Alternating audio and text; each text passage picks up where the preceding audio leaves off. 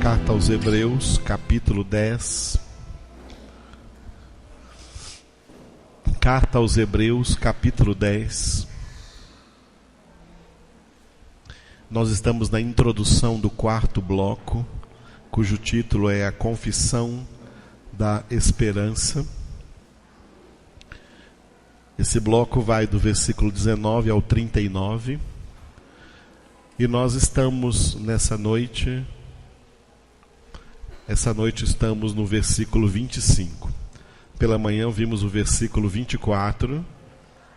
E agora à noite o versículo de número 25.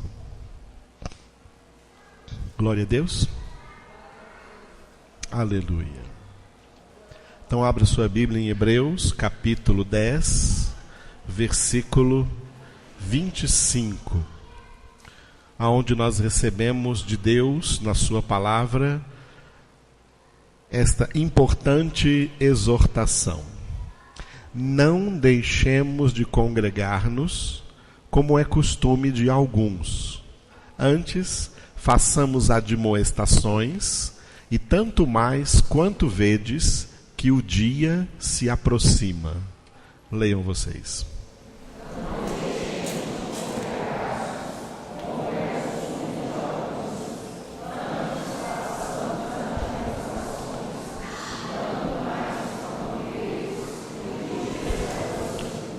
Só as mulheres.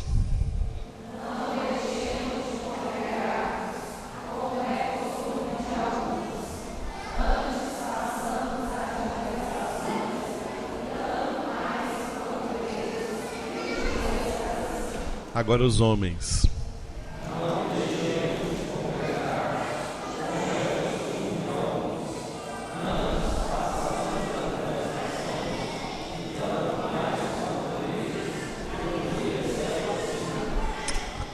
A última vez, todos juntos.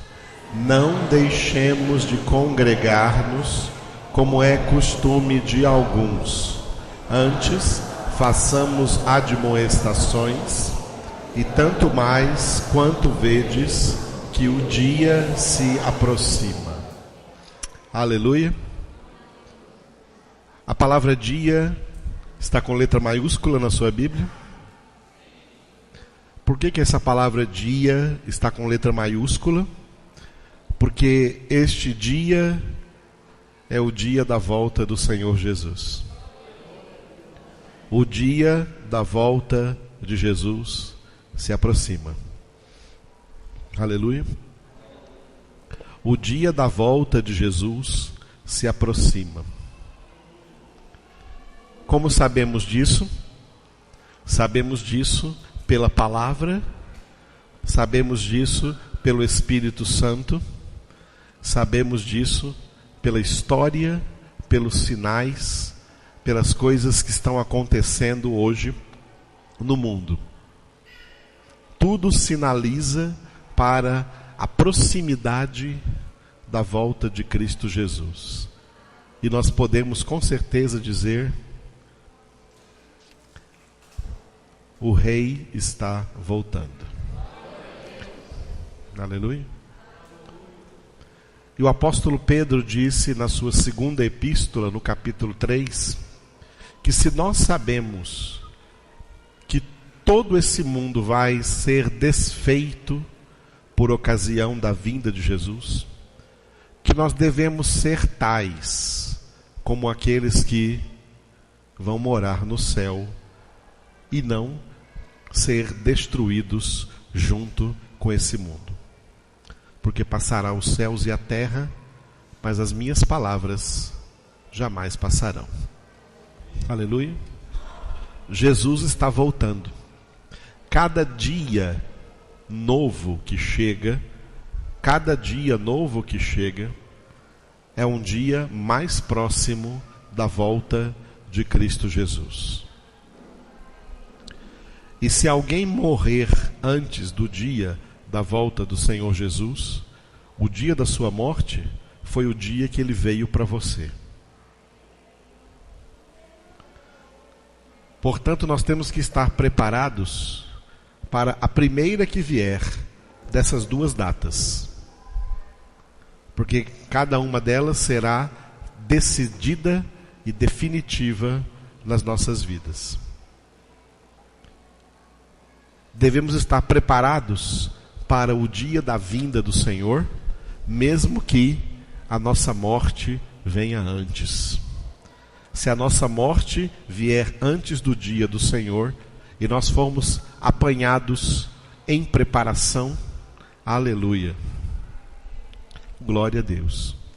Se não morrermos até o dia do Senhor, estivermos em preparação então quando Ele vier, estivermos em santificação quando Ele vier, então seremos arrebatados por Ele e estaremos para sempre na glória do nosso Deus.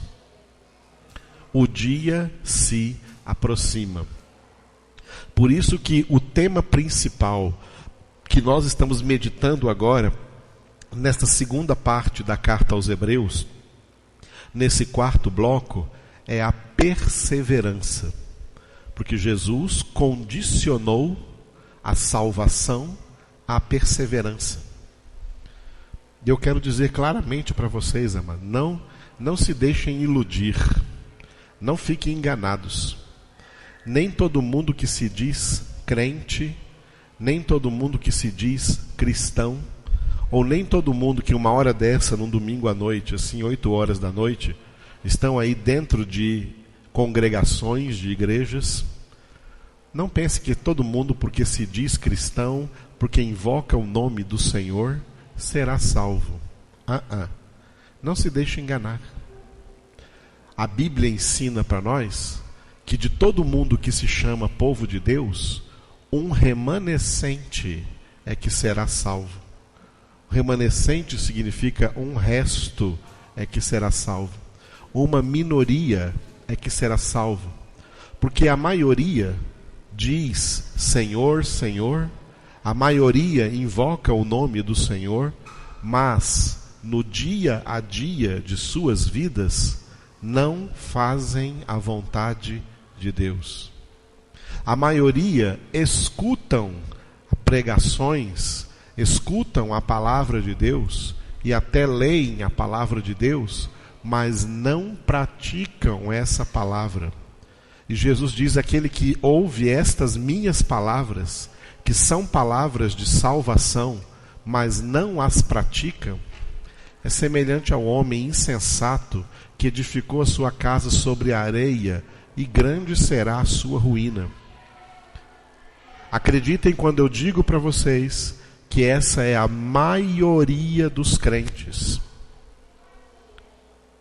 E não só dos crentes, é a maioria daqueles que estão à frente dos crentes, pregando nos púlpitos das igrejas, com título de pastor, ou sei lá que título que eles quiserem arrumar aí para eles. Apóstolo, bispo, sei lá o que mais. Creiam, irmãos, a salvação é para poucos, porque são poucos os que se submetem à palavra de Deus, os que se submetem à vontade do Pai. E foi por isso que Jesus disse: nem todo que me diz Senhor, Senhor, entrará no reino dos céus, mas o que faz a vontade do meu Pai que está nos céus. Não se iluda, irmãos, não se iluda, em nome de Jesus.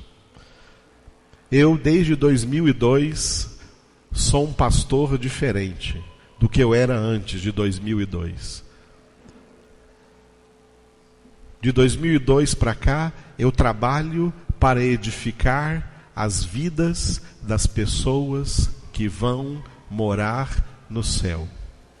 E as pessoas que vão morar no céu são aquelas que ouvem a palavra de Deus e as praticam. E as vivem em sua vida. Eu não perco tempo com ninguém que não pratica, que não ouve, que não atende, que não obedece à palavra de Deus.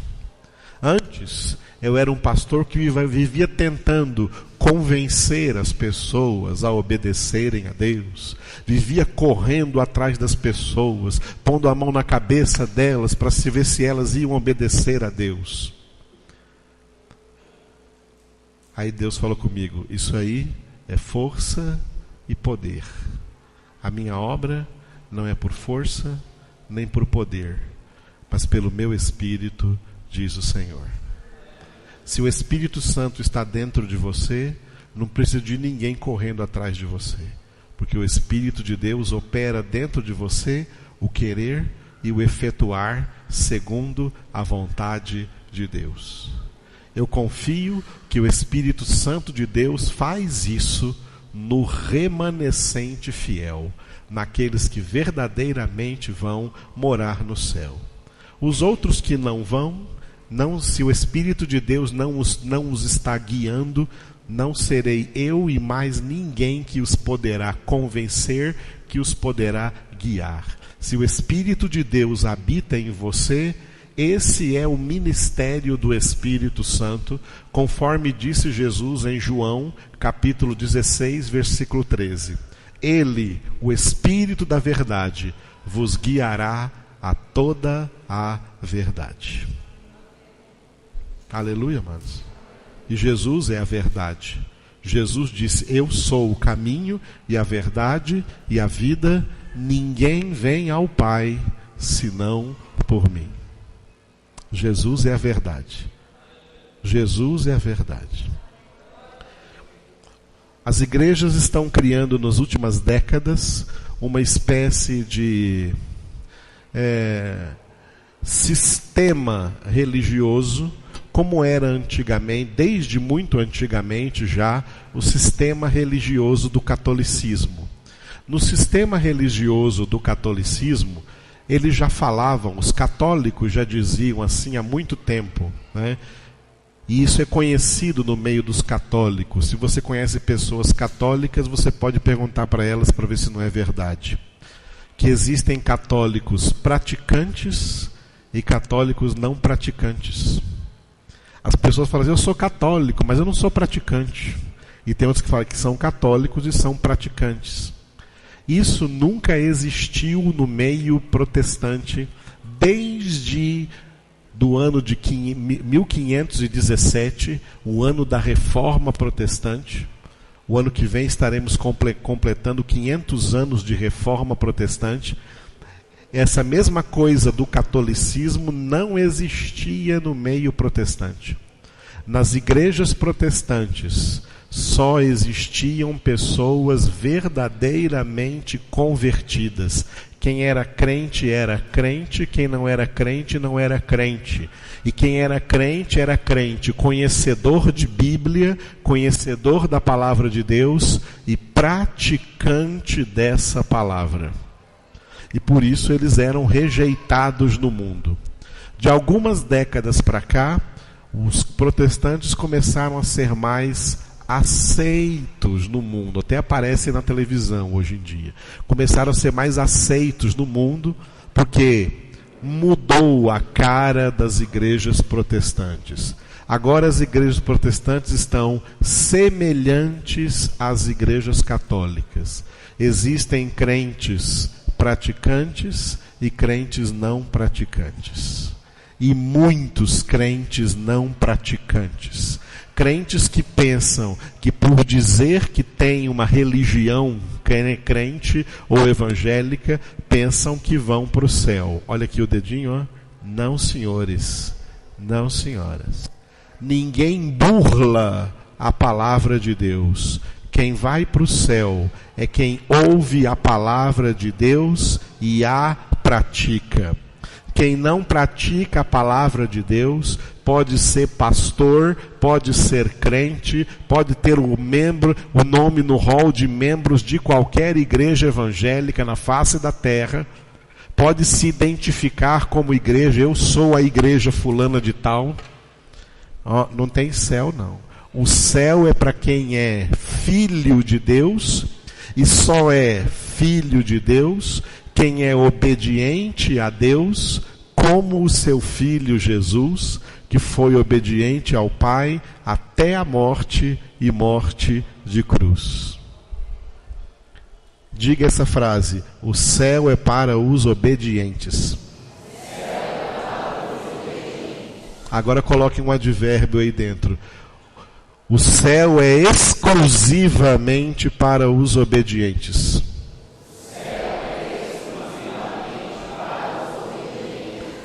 Nos últimos anos aí se falou muito na mídia duas palavras assim que fala inclusão social. Já ouviram muito essa palavra aí? Inclusão social. O céu não faz inclusão. O céu faz exclusão. Não estão incluídos entre os salvos ninguém que seja rebelde contra a palavra de Deus, ninguém que desobedeça a palavra de Deus, ninguém que anda por aí questionando a palavra de Deus. A palavra de Deus é inquestionável. A palavra de Deus está acima de qualquer questionamento. A palavra de Deus não é relativa aos tempos, não é relativa às épocas, não é relativa à moda, não é relativa aos costumes, não é relativa ao pensamento pessoal e particular de cada um. A palavra de Deus é a verdade absoluta e única que pode te salvar. A palavra de Deus é a tua salvação, porque a palavra de Deus é o próprio Jesus Cristo, o Verbo de Deus, a palavra de Deus, a verdade que liberta, a palavra que purifica, a palavra que perdoa, a palavra que santifica, a palavra que salva. O Evangelho é o poder de Deus para a salvação de todo aquele que crê, com a condição de que esse que crê viva pela fé, viva praticando aquilo que é a verdade. Viva a palavra de Deus, transforme a palavra de Deus em ações vivas na sua vida. Do contrário, não adianta dizer que é crente, não adianta dizer que é evangélico, não adianta dizer nem que é pastor, ou que tem algum cargo, algum trabalho em alguma igreja, fica em alguma igreja porque exerce ali algum trabalho. Não adianta nada, se não obedecer a Deus. Deus quer filhos obedientes, e Deus só tem filhos obedientes. Quem diz que é filho de Deus, mas não o obedece, é mentiroso. E Deus conhece quem são seus filhos, conforme está escrito em 2 Timóteo capítulo 2, versículo 19. O selo, o firme fundamento de Deus permanece tendo este selo: o Senhor conhece os que lhe pertencem. O Senhor conhece os que o obedecem. O Senhor conhece os que estão se esforçando ao máximo para obedecê-lo. O Senhor conhece os que estão lutando para serem obedientes à palavra como Cristo. E o Senhor conhece aqueles que estão muito bem conformados no seu estado de pecado, no seu estado de indolência espiritual, de preguiça espiritual, pensando que porque acha que é crente, que porque acha que pertence a alguma igreja, já está com a sua salvação garantida. Olha, minha avó dizia assim, ó, tire o cavalo da chuva. O céu é exclusivamente para quem obedece à palavra de Deus. Toda a palavra de Deus. É por isso que está escrito, não só de pão viverá o homem, mas de toda palavra que procede da boca de Deus. É por isso que a salvação foi condicionada à perseverança. E dentro desse texto aqui, do capítulo 10 de Hebreus, do 19 até o 39, nós estamos vendo alguns elementos que fazem parte da perseverança. Um dos elementos que fazem parte da nossa perseverança é o que estamos fazendo aqui nessa noite. Chama-se congregação. Diga congregação. Congregação é o substantivo. O verbo é, diga, congregar. A palavra que lemos aí, Hebreus 10, 25, diz: não deixemos de congregar-nos. Repita só essa frase.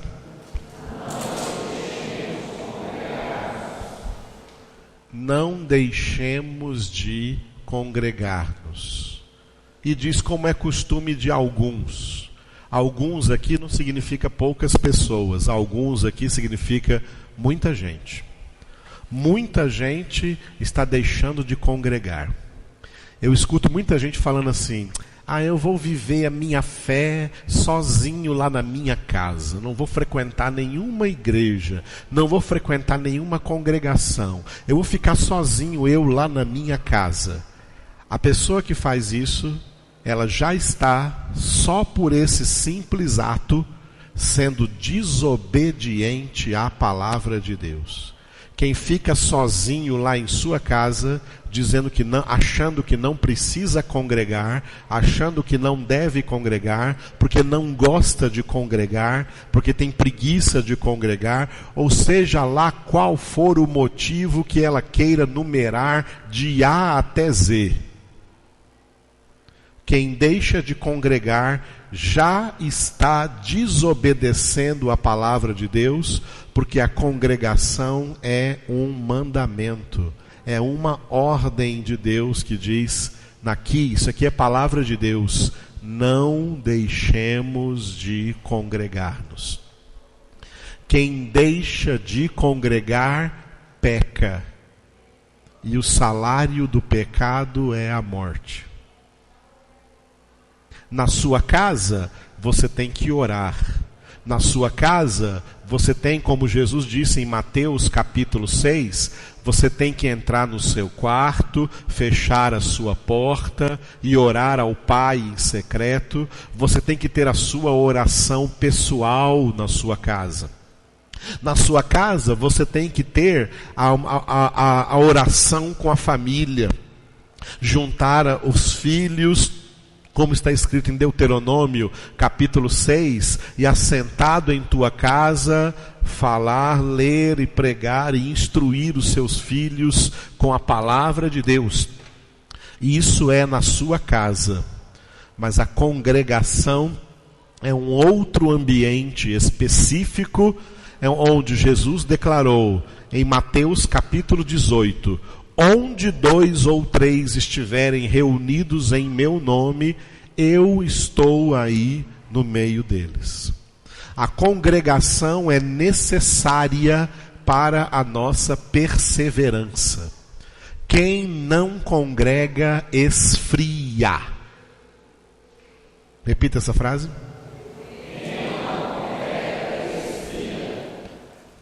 Sabe o que eu mais ouço de pessoas que vão deixando de congregar? Pastor, eu não vou esfriar, não. Mentira. Todos que deixam de congregar, esfriam. Não tem esse que deixa de congregar, que não esfria. Todos os que deixam de congregar, esfriam. Todos os crentes que já esfriaram e todos os crentes que já se desviaram, a primeira coisa que começaram a fazer foi deixar de congregar. Foi deixar de congregar. Crentes que não congregam. Quem não gosta de congregar, o que pensa que vai acontecer no céu durante toda a eternidade? No céu vai ter uma congregação eterna. No céu não vai ter uma congregaçãozinha de 2 horas de duração. No céu vai ter uma congregação eterna. Se você não gosta de ficar aqui 2 horas de congregação, o que você pensa que vai ter no céu? No céu não tem futebol, não tem pescaria, não tem cinema, não tem shopping, não tem nenhuma das diversões que você gosta no mundo. Seja sincero comigo, o céu vai ser chato demais para você, não vai? O que você quer ir para o céu? Vai para o inferno.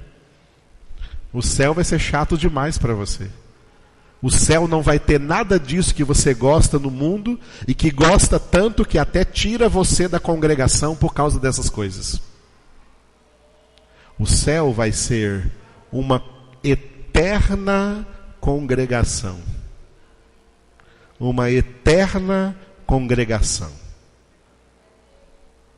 Onde estaremos conhecendo Deus durante toda a eternidade. O pregador será o próprio Jesus, revelando-nos eternamente a face do Pai. Quem é Deus?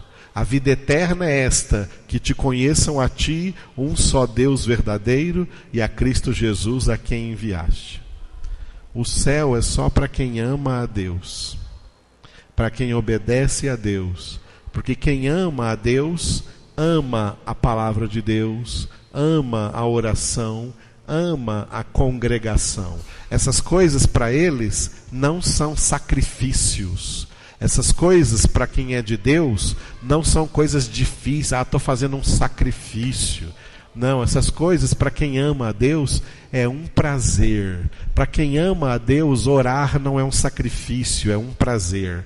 Para quem ama a Deus, meditar na palavra não é sacrifício, é um prazer. Para quem ama a Deus, vir congregar não é um sacrifício, é um prazer. Ele não vem arrastado, ele vem movido por esse grande prazer. Como diz o salmista, alegrei-me quando me disseram, vamos à casa do Senhor. E como diz também outro salmista no Salmo 133, Riné Matov, ele disse, quão bom e agradável é viverem unidos os irmãos, é como óleo precioso sobre a cabeça, e que desce para a barba de Arão, e desce até a gola de suas vestes, é como o orvalho do Hermon, que cai sobre os montes de Sião, ali derrama o Senhor a bênção e a vida para sempre. Amados, congregar numa congregação onde realmente o que domina nessa congregação é a palavra de Deus, realmente é uma grande bênção. Eu chego a compreender muitas pessoas que vêm falar comigo, não daqui da nossa congregação, pessoas de outras congregações que vêm falar comigo, Pastor Edivaldo, está escrito na Bíblia, não deixemos de congregar. Mas eu estou congregando na minha igreja, mas não estou saindo alimentado de lá. Não estou saindo edificado de lá. E tem gente que fala assim, eu estou saindo da igreja pior do que eu entrei. Como é que eu congrego num lugar desse jeito? Porque igrejas que não têm mais palavra, como nós vimos hoje no Salmo 23, o teu bordão e o teu cajado me consolam. E as igrejas pensaram que os cultos têm que encher de coisa que agrade classe A, classe B e classe C de gente. Que agrade fulano, beltrano e ciclano. E aí uns agrada, outros desagrada. Aí vira aquela cantoria demais. Hoje, além de cântico, tem dança e tem não sei o que mais que inventaram para encher linguiça durante as congregações. E não ter, na verdade, o culto a Deus que precisa ter. O culto a Deus é o que estamos fazendo aqui, é aprofundar na sua palavra. É a palavra de Deus que opera em nossas vidas no culto. no culto mais importante do que falar com Deus é ouvir Deus falando conosco na sua palavra. Mas muitos cultos estão por aí sem palavra, com um mínimo de palavra. O tempo da palavra é o menor tempo que existe dentro dessas reuniões, e esse tempo ainda é mal usado, pregadores despreparados, pastores sem formação bíblica necessária para estar ensinando o povo de Deus, ensinando então heresias, ensinando coisas de homens, coisas da carne e até mesmo coisas diabólicas, ensinos de demônios, se passando como se fossem ensinos de Deus e na verdade não são. Tentando ganhar as pessoas por uma manipulação materialista e capitalista, falando de prosperidade, que ela tem que enriquecer nessa terra, prometendo milagres e prodígios, e que às vezes até acontecem, porque milagre não significa autenticidade evangélica, autenticidade cristã. Jesus disse que muitos, nesse grande dia que se aproxima, a vinda do Senhor, Jesus disse: muitos me dirão naquele dia: Senhor, em teu nome profetizamos, em teu nome expulsamos demônios, em teu nome fizemos muitos milagres. E Jesus respondeu o seguinte: e eu lhes direi explicitamente: apartai-vos de mim, obreiros da iniquidade, porque eu nunca vos conheci. O culto a Deus é para sentar, ouvir a palavra de Deus e depois se levantar daqui e ir colocar essa palavra de Deus em prática na sua vida. Isso é o culto a Deus. Isso é o que fazemos na congregação. A congregação é necessária para a perseverança. Se essa congregação tem o essencial que ela precisa ter, que é a palavra de Deus. Por isso eu quero que você pense no seguinte, algumas coisas que eu anotei aqui para você entender. Primeiro, repita comigo: a congregação é um mandamento. Então diga: não congregar é pecado. Não congregar é desobediência. Quem não congrega está desobedecendo a Deus, porque congregar é um mandamento. Glória a Deus. Segunda coisa, diga: a congregação é uma reunião dos crentes com o seu Deus.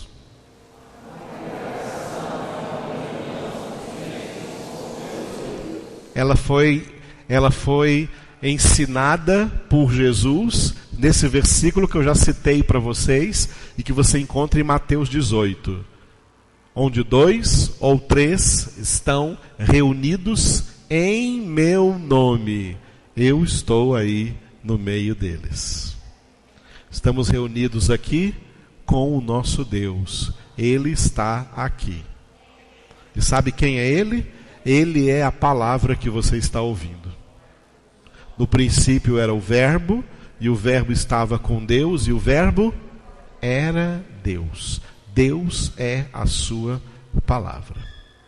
Terceiro ponto que eu quero passar para vocês: a congregação é uma reunião ordenada.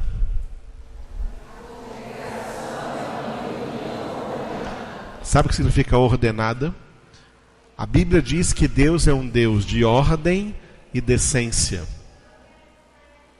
Deus não é desordeiro. Deus não é Deus de desordem. Deus é Deus de ordem. Mandamento significa ordem. A congregação é uma reunião ordenada por Deus, com elementos que nós vamos ver daqui a pouco, que Deus quer que faça parte dessa congregação. Tá? Estamos reunidos numa congregação para nos sujeitar a Deus. Nos sujeitar a Deus. E aí eu estava meditando nessa palavra e eu encontrei a palavra em grego que se chama orgue. A palavra grega que se chama orgê, ela significa ira. Orgê significa ira. E é dessa palavra orgê, no grego, que significa ira, que veio para o português a palavra orgia. Orgia é uma reunião cujo propósito não é adorar a Deus, é realizar os prazeres dos homens, realizar as vontades dos homens. Portanto, orgia é o oposto de congregação. Nas orgias, as pessoas seguem a carne. Na congregação, as pessoas seguem o Espírito. É por esta razão que os carnais não gostam da congregação. Os carnais não gostam das coisas espirituais. Os carnais gostam das coisas carnais.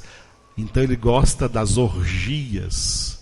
Orgias vem da palavra orgê, que significa ira. Na congregação nos reunimos para agradar a Deus, para adorar a Deus. E nas orgias para excitar a ira de Deus contra eles. Estão entendendo isso, amado? Nas orgias não tem ordem, porque cada um faz o que quiser. Cada um segue o seu coração. Cada um vai tentar preencher os seus desejos, correr atrás de cumprir as suas concupiscências. Na congregação, nós renunciamos os nossos desejos, nós renunciamos as nossas vontades, e tudo que nós queremos aprender é conhecer e fazer a vontade de Deus. Aleluia, amados.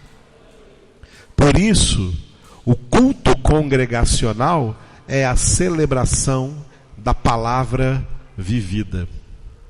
Repita, o culto congregacional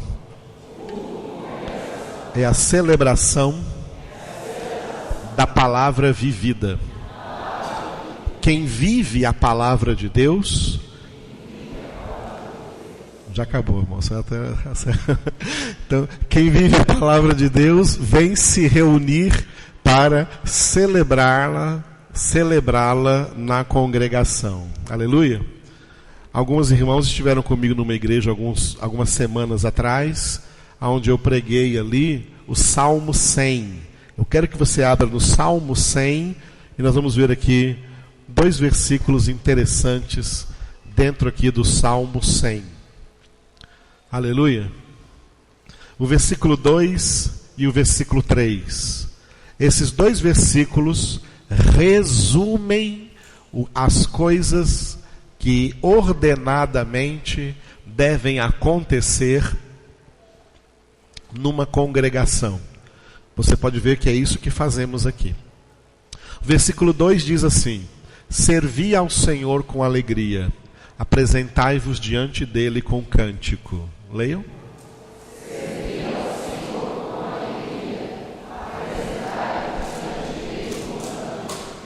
Servir ao Senhor. Servir ao Senhor é trazer para Ele o que Ele quer.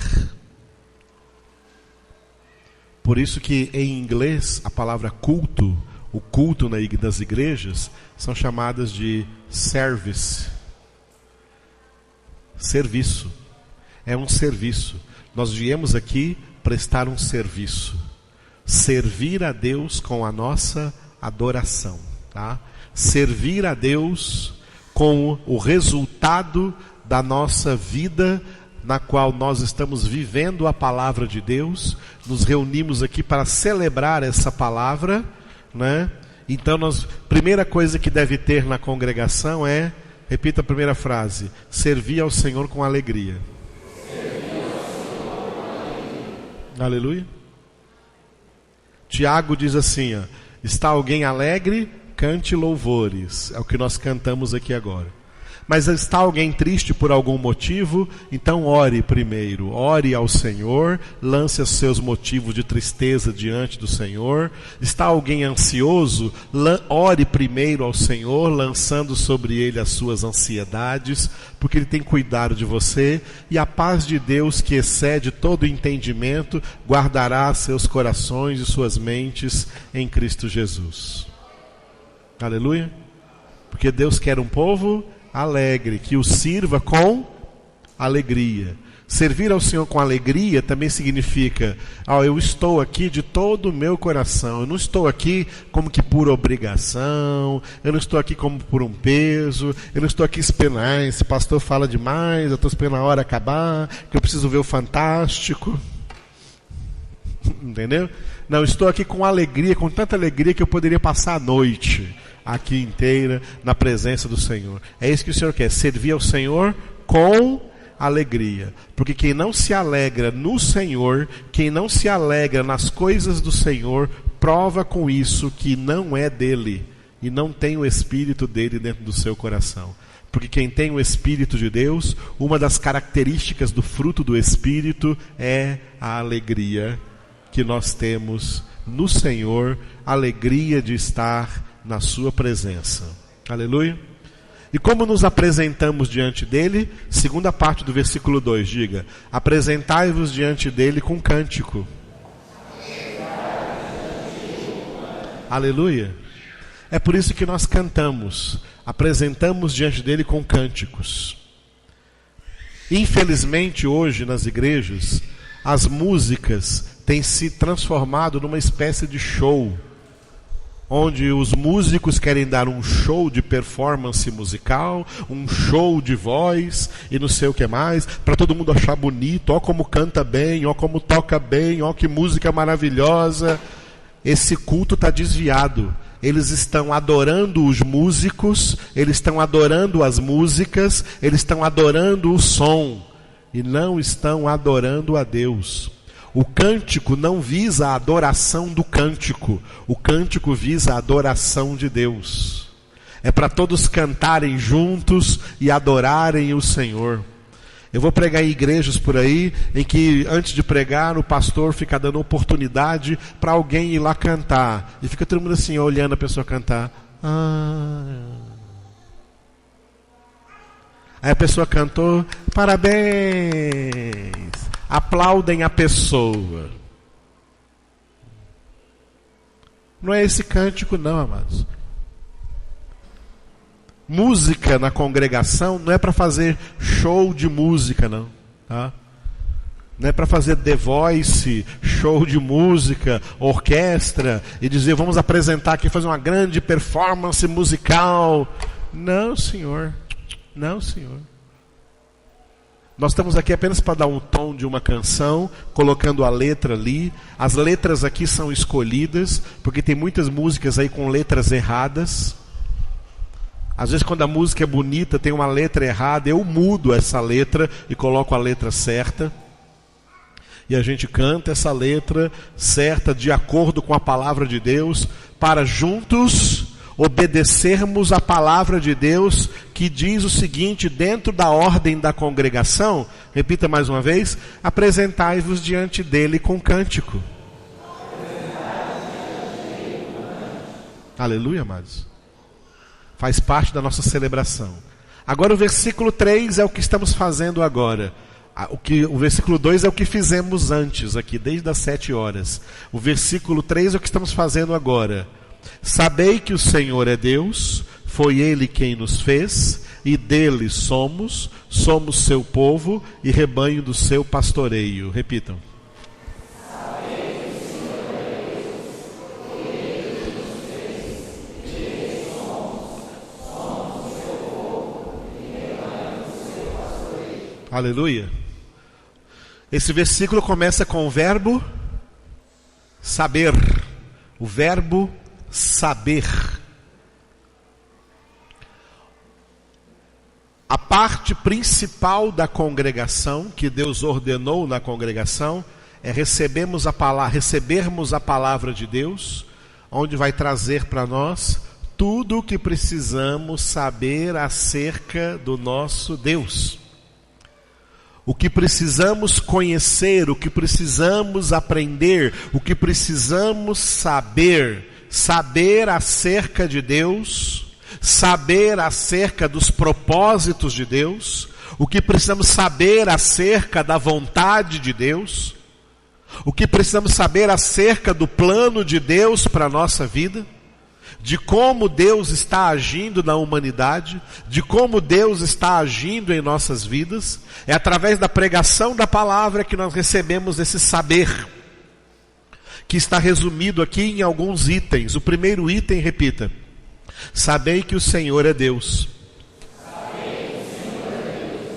Conhecer a Deus. O propósito máximo da congregação é que os que estão congregados, os que estão reunidos, conheçam bem o seu Deus.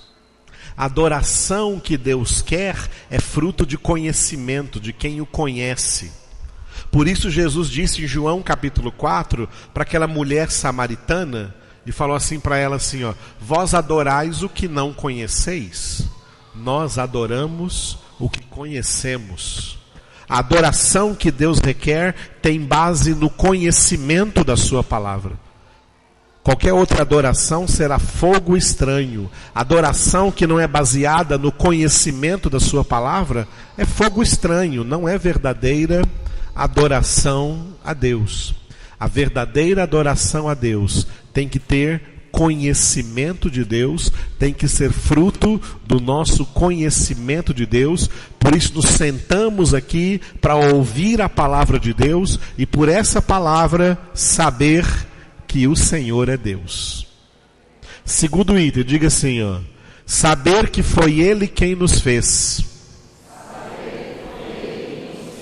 Somos, Efésios 2:10 diz assim, somos feitura dele, foi Ele quem nos fez. Nós existimos porque Deus nos chamou à existência. E Deus nos chamou à existência com propósitos, porque Deus não faz nada sem propósitos. E Deus não fez você sem nenhum propósito. Deus não criou você e colocou você aí no mundo e disse assim, olha, eu te fiz, eu te coloquei no mundo, agora a vida é sua, faça dela o que você quiser. Não, Senhor. Deus nos colocou no mundo, portanto, a vida não é nossa, a vida é dele, e nós não estamos aqui para fazer o que nós quisermos, nós estamos aqui para fazer o que ele quer, para cumprir a sua vontade, a vontade pela qual ele nos criou. Sabe o que acontece com as pessoas que são condenadas? Sabe por que as pessoas são condenadas? A gente pensa que as pessoas são condenadas só porque cometeram crimes hediondos aí na sociedade. Não é por causa disso, não. As pessoas... Muita gente que não vai cometer crime hediondo nenhum vai para o inferno do mesmo jeito, sem cometer nenhum crime hediondo. O que condena as pessoas não é apenas fazer coisas terríveis. O que condena as pessoas é não conhecerem e não fazerem a vontade de Deus.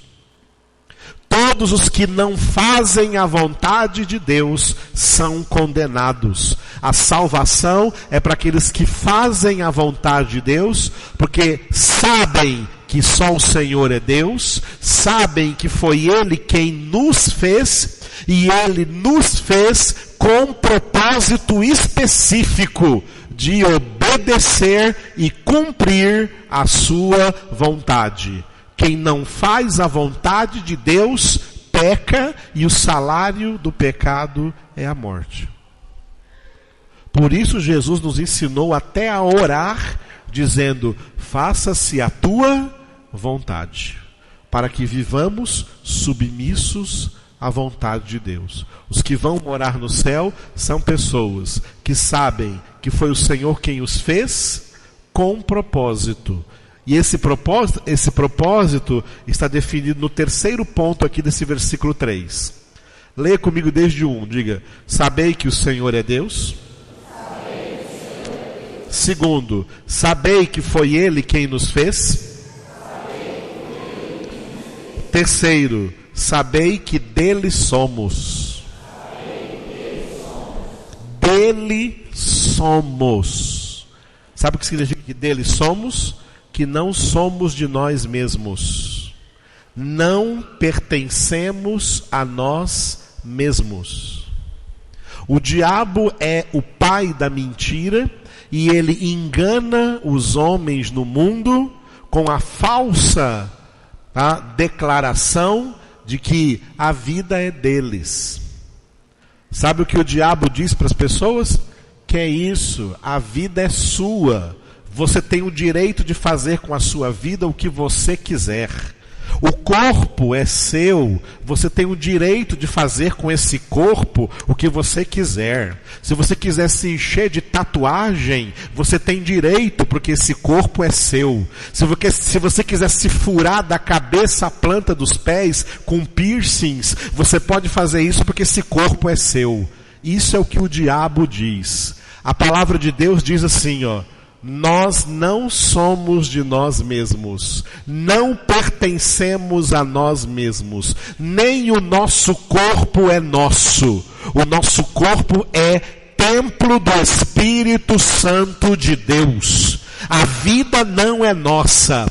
Nós não temos nenhum direito de fazer o que quisermos com a nossa vida. Nós estamos vivos aqui para cumprir o propósito de Deus com as nossas vidas.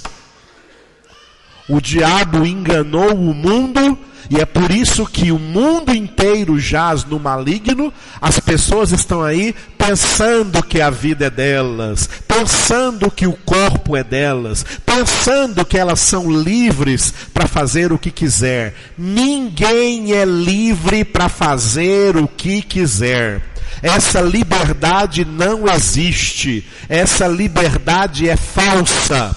Nós fomos chamados à existência para obedecer a Deus, para cumprir o plano de Deus, para cumprir a vontade de Deus, porque Ele é o nosso proprietário, Ele é o nosso dono, foi Ele quem nos fez, portanto Ele é o autor, portanto Ele tem direitos autorais sobre aquilo que Ele criou, e Ele criou tudo para o louvor da sua glória, para fazer a sua vontade.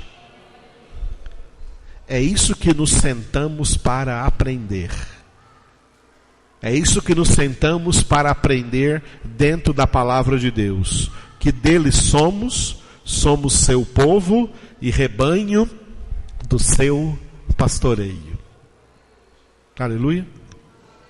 Se alguém quiser ser dono da sua própria vida, ser dono do seu próprio corpo, seja.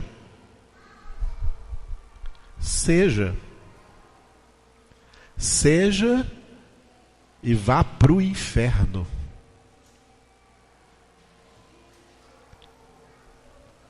Porque a sua vontade você fez em vida. Você fez em vida. Na sua vida, você fez tudo o que queria. Você quis prostituir, prostituiu. Você quis beber, encher a cara e bebeu. Você quis ter amigos ímpios e teve. Você quis participar das festas, baladas e todas as orgias da terra e participou.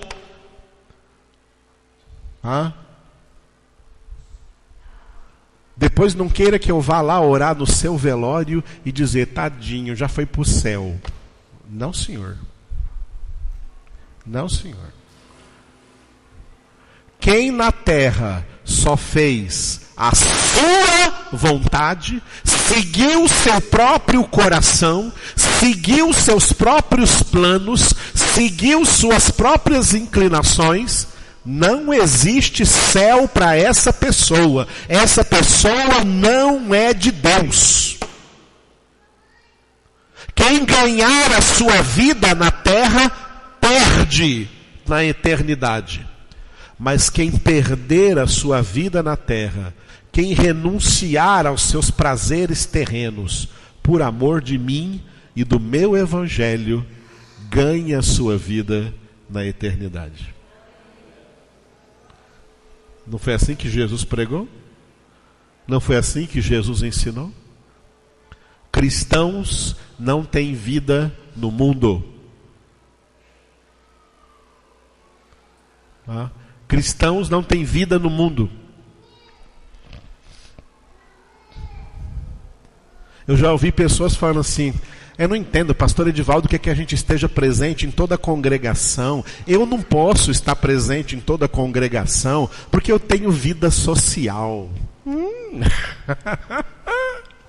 Eu tenho vida social, Que pessoinha que você é, né? Você tem vida social, quem diria?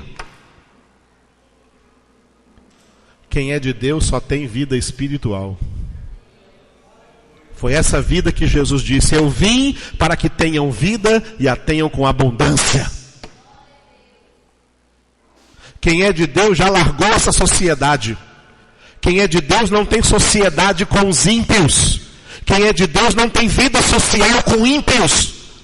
Quem é de Deus não tem vida social com quem é inimigo de Deus. Foi o que nós pregamos hoje de manhã.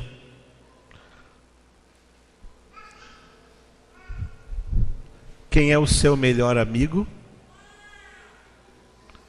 Quem é o seu melhor amigo? Tomara.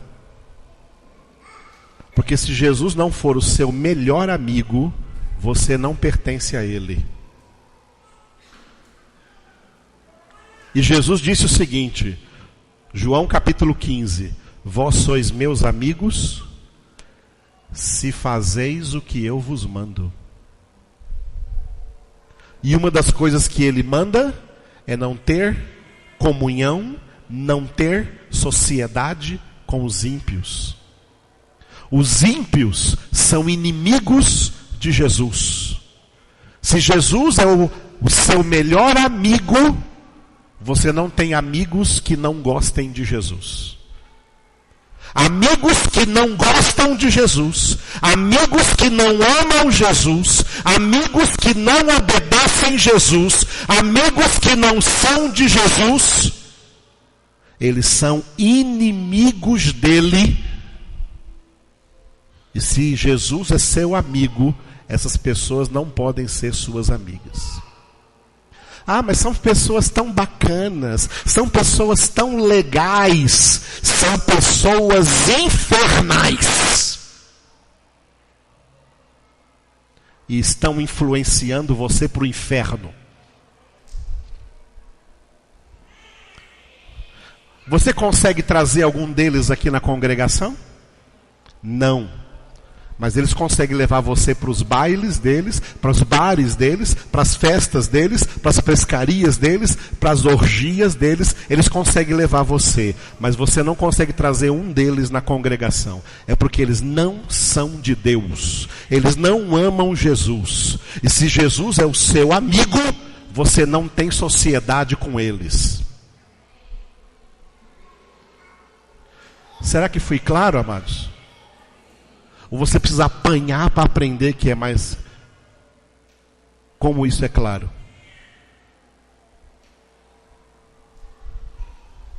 Se você for eleito de Deus e precisar apanhar para aprender isso, a surra vem.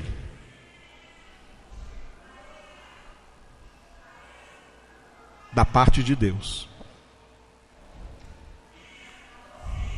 Porque Deus corrige e castiga a quantos ama para disciplina. Agora, se você é bastardo, se não é filho, aí com certeza você será levado por esse lamaçal de gente ímpia no mundo, mas que você gosta muito delas, porque afinal de contas, né, vamos levar em consideração, você tem vida social.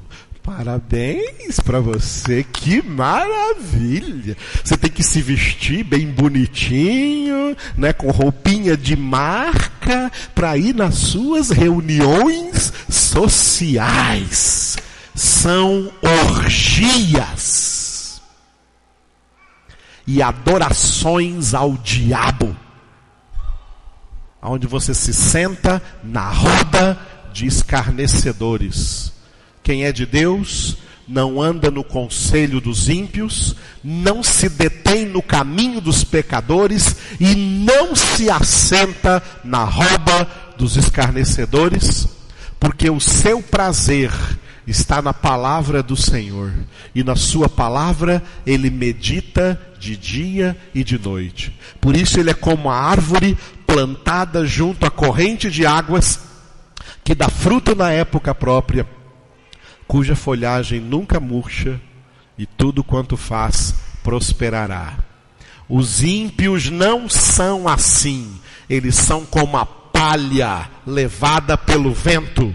Por isso, os ímpios não prevalecerão na congregação dos justos, porque o Senhor conhece o caminho dos justos, mas o caminho dos ímpios perecerá. Quem é meio ímpio aí, quando ouve uma palavra dessa, cai o semblante. Quem é de Deus aí, quando ouve uma palavra dessa, se eleva o seu semblante. Ele se alegra porque é exatamente isso que o Espírito de Deus está falando ao seu coração. Eu me alegro com essa palavra há muito tempo. Eu andei no meio de muitas más companhias. Eu fui mundano até a última raiz do cabelo. Mas fui liberto completamente por Jesus há mais de 30 anos. E há mais de 30 anos que eu amo Jesus, amo a sua palavra e não me assento com ímpios em nenhuma situação da vida. Não tenho amizade, relacionamento com ímpios, porque eles são inimigos do meu melhor amigo. Meu melhor amigo é Jesus. E tudo que eu quero na minha vida é fazer o que Ele manda. Glória a Deus. É isso que você quer também? Se for, fique de pé e ore comigo agora.